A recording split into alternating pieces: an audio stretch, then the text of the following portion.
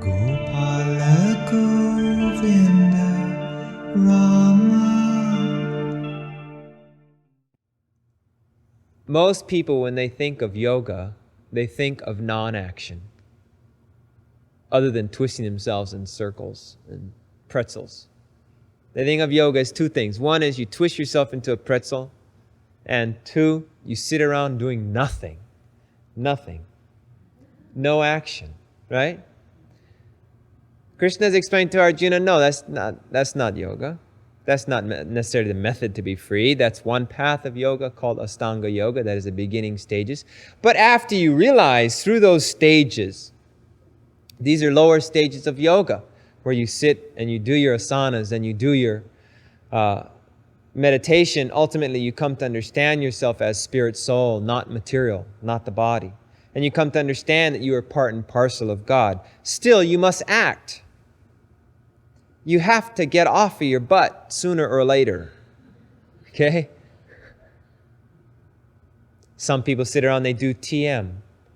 They sit for 20 minutes or 40 minutes or whatever, doing nothing. Some people are into Zen. They sit and do nothing. But after they sit and do nothing, they must get up and do something. So they go to the kitchen or they go to work, right? And when they go to the kitchen, they're thinking, what will I make for myself to enjoy for breakfast or for lunch? Right? There is immediate karmic reaction from that activity. You are the enjoyer. You are the Lord. Or go to work. What for? In order to get stuff for yourself to enjoy. You work for yourself. Karmic reaction. The sitting is not solving your problem of being bound on the wheel of birth and death due to karmic reaction.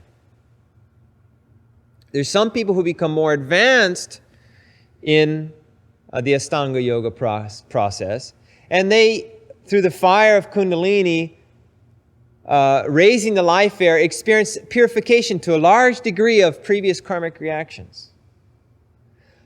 But as soon as they again come down, they again engage in activity. As soon as they engage in activity, again they become increasingly contaminated by new karmic reaction. So the problem of karmic reaction is not being solved by these different purifying processes. As long as a person is doing work, which is not work done in the spirit of devotion for the pleasure of the Supreme Person. It's really quite simple.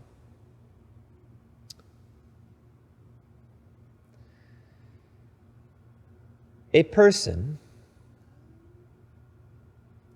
should realize that he is active by nature and that his actions will produce reactions, karmic reactions, good or bad. And good or bad karmic reactions will force him to take birth again in the material world, either heavenly or hellish planets or middle planet like Earth. And that this is not desirable. His real home is in the spiritual world, non-material world, where there is no birth, disease, old age, and death. Now, a person, once he understands that he is spirit soul, not the body, and that he is active by nature, he must do some work, some action, then he should act on this reality, work according to the injunction of the Supreme Person, and in this way, not incur karmic reaction, but rather become purified of his previous sinful reactions even, and thus be released from this wheel of karmic reaction. This is Karma Yoga. Gopala Govinda Rama.